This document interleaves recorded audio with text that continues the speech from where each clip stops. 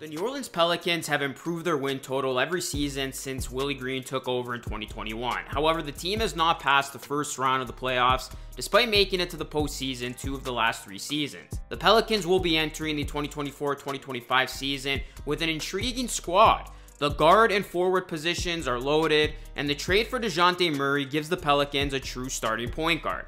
The center position can be seen as a hole on this current New Orleans Pelicans roster, but this team still has enough talent to make some noise in the West. I actually really like what the Pelicans got going on, and in this video, I will tell you why the Pelicans are extremely underrated. If y'all can do yourself a favor, please hit a like on the video. It helps it a ton. Also, subscribe to the channel for more Pelicans content just like this, and shout out to BetUS for sponsoring today's video. This summer, New Orleans lost a ton of depth on the front court. They traded Jonas Valanciunas, Larry Nance Jr., and Cody Zeller in various trades. So the Pelicans, they signed veteran center Daniel Theis, and they drafted rookie Yves Missi from Baylor. Theis is undersized at 6'8", and Missi lacks experience coming into the league, as he's only played 3 years of organized basketball. So this means that Zion Williamson is likely to spend more time playing the center position this season. Williamson spent some time playing the center position last season, and the Pelicans had a plus 6.2 net rating during those scenarios. That accounted for less than 300 minutes on the court, but the Pelicans saw some success there. When you look at Williamson, health is going to be a major factor for him. He did play a career-high 70 games last season, but missed the playoffs again after injuring himself during the play-in tournament. The former #1 overall pick is reportedly down to his Duke playing weight, though, of 285 pounds, so he looks to be in fantastic shape. Therefore, that should allow Williamson and the Pelicans to really push the pace, especially with Williamson playing alongside DeJounte Murray. Now, when you look at this Pelicans team, guys, the interesting equation in all of this will be Brandon Ingram, and it's going to be interesting to see what happens to him. He was rumored to be traded this summer, but he will be on this team entering the season. New Orleans doesn't seem all that committed to Ingram long-term as of now, as his future with the team is very much in question. He will be an unrestricted free agent after the season. But you look at Ingram, he can still be an all-star caliber player, and you look at his fit with Williamson, it has been questioned at times, as Williamson has proven to be at his best with the ball in his hands, and that means, you know, he needs guys who can shoot the ball efficiently around him. While Ingram is a special talent, he has never been known for his jump shot, especially from three-point range. But for now, the Pelicans are going to work this thing through. They're going to see how things go with Murray, Williamson, and Ingram. Make no mistake about it, if these guys gel together, they do have a chance to be one of the best trios in the NBA. However, if they don't gel, then expect to see Ingram's name mentioned in trade rumors during the season. But when you look at the Pelicans, guys, I actually really like their chances this season to make the playoffs. And when you look at BetUS, they are minus 170 to make the playoffs. I do think the Pelicans in a loaded West will get in. I really like this team, and I'm going to put some money on this. You can also tail along with me if you wish. Guys, BetUS, they are an awesome sports book, and right now you can get a 150% bonus on your first deposit and a 125% bonus on your second and third deposits up to $2,000 with the code YouTube150. BetUS is the sports book I'm going to be using all NBA season long. Thank you to BetUS for sponsoring today's video. Okay, so another player I'm looking at for the Pelicans this season who I think has a chance to break out is Trey Murphy. Murphy is arguably the best shooter on the Pelicans, and he's not shy when it comes to shooting it at all. 71.7% of his total field goal attempts last season were threes. He loves to shoot that three ball, and he hit exactly 1 3 for every 10 minutes he spent on the floor. He made 169 of them in 1,690 minutes. Murphy is the guy who could end up replacing Ingram if and when he gets traded. Another guy I'm going to be keeping an eye out for is, of course, DeJounte Murray, the big acquisition of this Pelicans team this past summer. And I think he's really going to benefit from a change of scenery and playing with the Pelicans.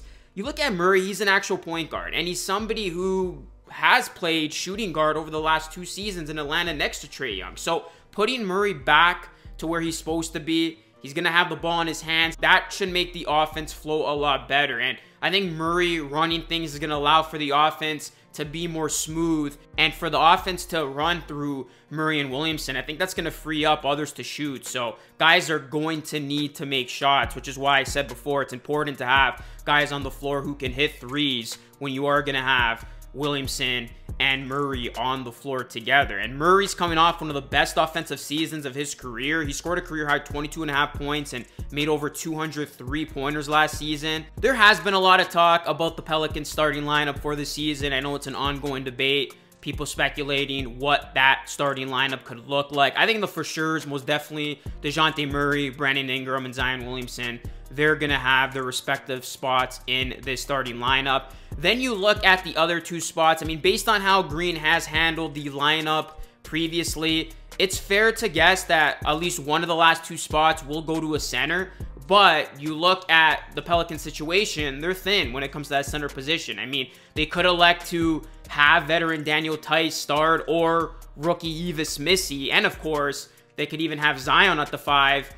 But that's going to be something that I'm interested to see if they are going to indeed roll out a true center or have Zion at the 5. But let's just say they don't have Zion at the 5 and they do start Tice or Missy. I would lean more towards Missy and really hope he can have a Derek Lively type of rookie season. Then that last spot will come down to 3 players. You're looking at McCollum, Trey Murphy, and Herb Jones. For as much as I like Trey Murphy, and you can make an argument that you could put, you know, him and Herb Jones both in the starting lineup if you have Zion at the 5, I think the Pelicans, they need to keep Herb Jones in the starting 5. I mean, you look at his previous campaign, he upped his offensive efficiency to new heights, making 49.8% of his shots overall and 41.8% from three-point range. He averaged 11 per game. On top of that offensive improvement, he just performs at such an elite level defensively, and I think that's going to help him stay on the floor and really impact this Pelicans team. I mean, he finished 6th in the Defensive Player of the Year voting last year, and he earned a spot on the All-Defensive First Team. And you look at Jones, routinely, he took the most difficult matchup on the wing. He excels in that role. Let me know, Pelicans fans, what do you think the ideal starting 5 for this team is? You're going to have some key pieces from off the bench. You know, Trey Murphy, McCollum, Jordan Hawkins, can Alvarado still see some minutes? Yeah, we'll see what this Pelicans rotation ultimately looks like. But of course, this team will only go as far as Zion takes them. And that's the most important factor here. Zion needs to be healthy for the playoffs. He missed their playoff series against the OKC Thunder as the Pelicans were swept in the first round of the playoffs. Now, defeating the Thunder would have been a very tough task, but Zion would have certainly helped. I mean, New Orleans managed to score only 89.5 points per game, and they lost game 1 by 2 points. So had the Pelicans had their best player in Zion in the lineup, who was playing some very good basketball at that time, the outcome could have been different.